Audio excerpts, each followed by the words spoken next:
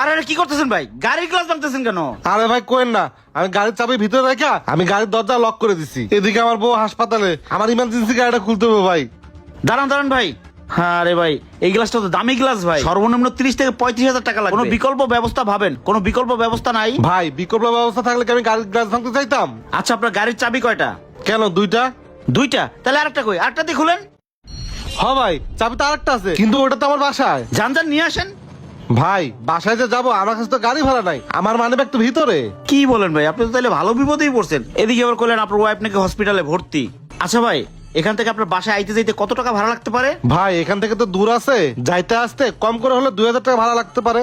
2000 না? জি ভাই। আচ্ছা ভাই, আপনার টাকা 2000 আমি দিচ্ছি, আপনি বাসা থেকে গিয়ে চাবিটা নিয়ে আসেন, আমি আপনার গাড়ির কাছে দাঁড়াই। না ভাই, আপনার টাকা দিতে যাবেন কেন? আরে ভাই, মানুষ তো মানুষের জন্য। যান, আমি গাড়ির কাছে দাঁড়াই। যান, আপনি নিয়ে আসেন, যান। এই নেন, যান। আচ্ছা তাহলে তো ভালোই হলো, আমার গাড়ির গ্লাসটা ভাঙলো না। আচ্ছা আমি দাঁড়াইছি, আপনি যান। আচ্ছা আপনি এখানে দাঁড়ান, তাহলে আমি আসছি। একটু তাড়াতাড়ি এসেন ভাই। আচ্ছা ভাই।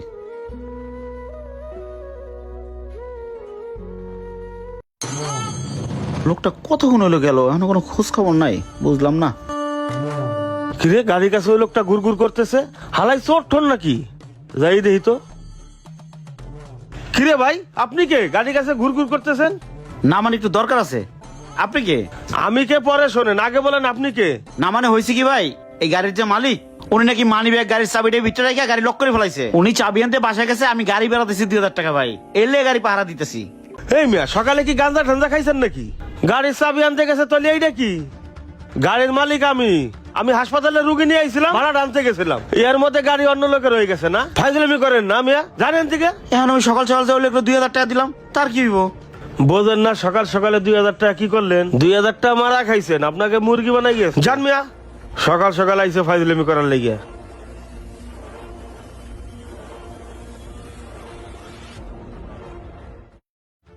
এরকম বলদ বানাই থেকে গেল। আসেন ভাই। ভাই ভিতরে বসেন। স্যার প্লিজ অর্ডারটা। আচ্ছা একটা কাজ করো, ফ্রাইড রাইস খান ভাই? ঠিক আছে। ঠিক আছে। আচ্ছা একটা কাজ করো, তুমি 2টা ফ্রাইড জি, রাইস স্যার। দাও, আর 10টা ফ্রাইড রাইস আমাকে পার্সেল দাও। ঠিক আছে? জি। কতক্ষণ লাগবে? Sir 10 minute. দ্রুত দাও। হ্যাঁ ঠিক আছে স্যার। ভাই একটা কাজ করেন, ফ্রাইড রাইসটা খেতে লাগেন, আমি 10টা পার্সেল বাসায় দিয়ে আসি। আচ্ছা ঠিক আছে। ঠিক আছে তাহলে বসেন। আচ্ছা।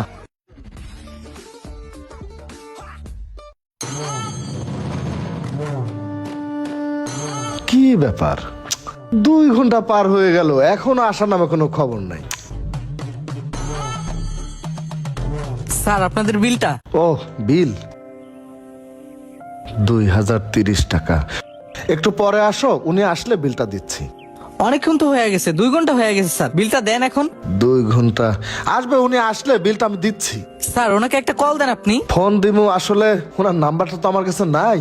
রাস্তায় দেখা হলো, আগে এক বাসায় ভাড়া ছিল, আমি খাবো না, আমাকে জোর করে নিয়ে আসছে। উনি আসবে, তুমি তুমি চিন্তা করো না, একটু পরেই চলে আসবে। স্যার আমাদের এই রেস্টুরেন্টে প্রতিনিয়ত এরকম হতেই থাকে, উনি আর জীবনেও আসবে না, আপনাকে মুরগি বানায় রেখে গেছে। এত কাহিনী বাদ দিয়া তাড়াতাড়ি বিলটা দিয়া টেবিলটা খালি করেন।